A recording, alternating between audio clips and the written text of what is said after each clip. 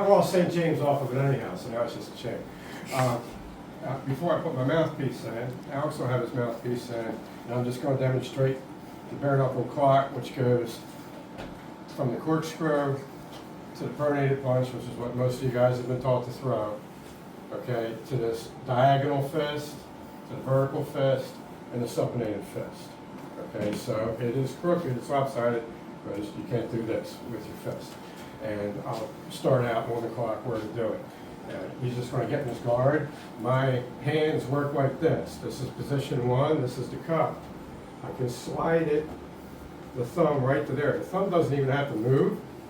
I just do this, and now I have a stacked fist for this or for this, which is better than this, and it's also for in here. So the stacked fist is to get between his hands, and for the hammer fist up here, which the ancients and the Brits and the Americans used a lot of that. It got outlawed in like 1873 when a Canadian knocked out an American. All right, so just get in your guard, and I'm going to show you the corkscrew with the thumb box. So these are your three fist positions. And you can slide this, so that's why it's dicey doing real bare knuckle without tape and everything, because if I go through here, I might lose a thumb. This might be broken. This is no longer a fist. Okay.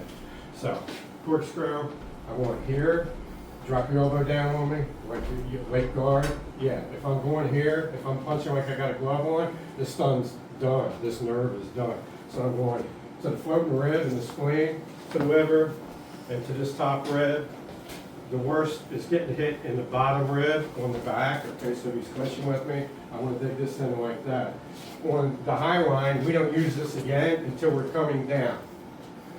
That's it. And you use it after something else. So you could use it here. I really don't even like it for that. I'd rather miss with it and then hit with that. And then when I miss with it, I'm stacking my fist and I'm hitting here. So the next one would be the pronated fist, a target that's higher than your shoulder. If I hit him here, these tendons are just going to bend. I'm going to have a poor transfer of power. This is for the chin and for when you're jabbing to the body, which means you pretty much always got to follow with something up here. So a good bare knuckle combination, if you're trying to work the body, is this and here. There's actually an illustration from the newspaper of Professor Mike Donovan boxing with President Teddy Roosevelt in the White House, and he's doing this, okay? And then you come up there between the gloves. That's it. So do it on me, and he's going to do it. So he's closing his fist. You're closing your fist as you hit me, okay? I'll move around. Close your fist as you hit me, and I'm coming down with my elbows, and then see if you can get an angle to come thumb up in there, right there, all right? So the pronated fist is really great with the gloves, but it's like one of the least used things in bare knuckle boxing, because even here, my thumb's in danger. If he's coming up with a late guard or something, again, I could lose his thumb. So that's where we go to the corkscrew. Jimmy Hines, he had 125 amateur fights and he fought in Korea and he stopped boxing. He was one of my coaches, and he said for the peekaboo guys, if you're gonna have to hit him in the forehead even with a glove on, this diagonal fist is what works. It locks the wrist in. When I punch you in the fencing mask, when you take my stick, I'm doing the diagonal fist. I'm not jamming this. Okay, so he's going to put a couple on my forehead while I'm talking, and actually time it so you can do a push right here. He can control me and start pushing with that. And also do the one where you open your hand, let's say in case I was walking into it and you don't want to cut me because we're sparring, you can go right to there, and also open your hand after you hit me with a knuckles, right there. Okay, so this is a safety. If you run into my fist when I'm sparring with you inside the glove, we do this all the time. Well, but in bare knuckle, you don't do this. You never do this, okay? So there you go. There you go. There you go. Okay? There you go. What about getting it into the eye socket? This is important. We're getting right to that. So this is very important that we can do this. He's feeling what the face feels like. I'm feeling what the knuckles feel like. We were doing it the other day. I could feel his teeth. And we're not hitting each other that hard, but it's enough to feel it. So from the diagonal fist, the sneaky jab, which is known in boxing, MMA guys use it more. That's for the solar plexus, hit me with solar plexus, go to the chin. Okay, keep the thumb up. Okay, right there. Okay, now try it with this. Okay, right there. He wants that thumb up. He doesn't want to lose the thumb right here. The best place to do this is the solar plexus with a stack. He's got a stack fist right here, and then break my nose and turn it into a water fountain. Okay, with the eye, the problem, the goal of British prize ring fighting was to take the guy's eye without gouging. Gouging was against the rules, and the punch that was used for that was the supinated fist. So we have, I'll get a little closer to you guys, we have Alex with both hands is going to access my eye. He's actually going to slow motion punch me in the eye and clench it as he does it. So my eyeball is being protected by my ridge right up here. Now have him do the pronating on my eye. Right, okay? I'm getting hit on the thick part of the orbit, the top. He'd be better off hitting my sinuses right here. So now go to the corkscrew, right on the same eye again, okay? You got the corkscrew, that's nasty. What it's doing is cutting the cheek and the eyelid kind of underneath. Right?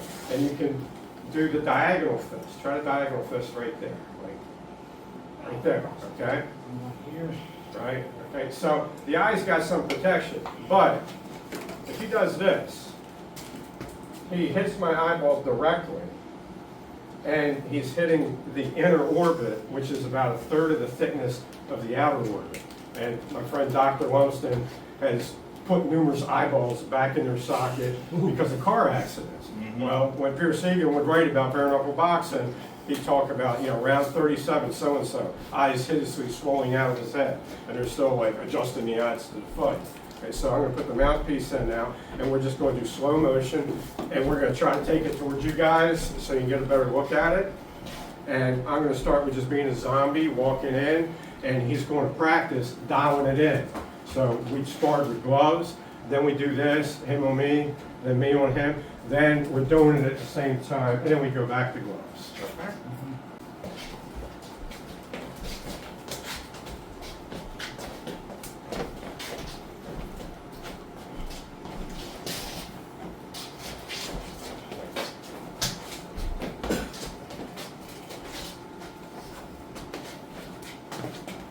Very good.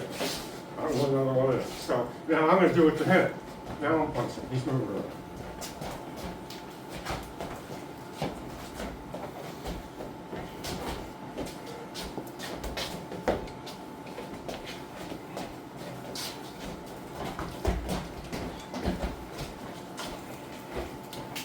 Okay, now we're both going to do it to each other, and we're going to swell it a little bit.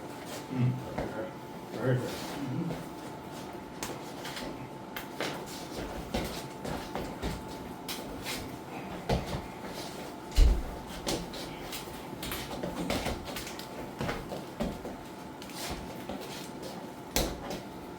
Okay, so I'm a busted up old man, and he's a stud, and we can do this.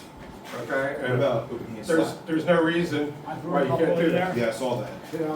I was a little too close here, and I'm gonna hit it, so I opened my hand, and because I can hit him hard on the head there, and kind of simulate the whole thing without busting up my knuckles or splitting his head. And it's a perfect bouncer thing. The ancient Greeks called it acrotrismos, which was high-handedness. Their style was like this, okay, and you'd see that, this, and this. They would do like a bolo punch coming in like that. John L. Sullivan, okay, was a champion bare knuckle to gloves. His thing, what he did, I showed you that, right? The classic guard is like this. I'm trying to protect these ribs right here and keep him away, because these guys can also throw each other. We're doing a bare knuckle bout. I'm getting thrown all day long, okay? So this was a way for a fencer to fight a wrestler. That's what bare knuckle boxing was. So he can rake, and how Sullivan would do it was just with his fist. He would use a hammer fist. He's also trying to damage the hand. Rake it, and with the same pivot. That's cute. That's more of a glove thing. What Sullivan did was this. Yeah. That was it. It was all the same motion. So if I'm right here, boom, I'm getting a hit with the same thing he's raking. So just roll that. This is like super important for like door work, if you're a bouncer or something. Okay.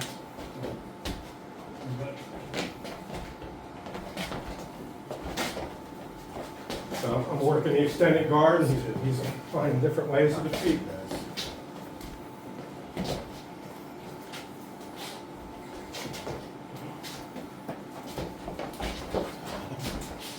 Now I'm getting thrown. Pierce Egan is adjusting the odds.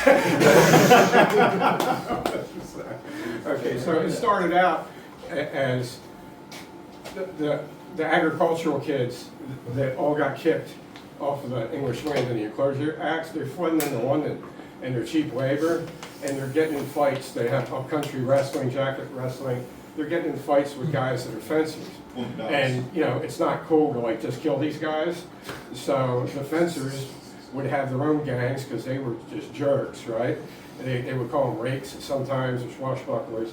And this was a way for me, as a weapon guy, to fight him as a grappler. That was the whole thing. So it was always one guy wants to throw, the other guy wants to punch.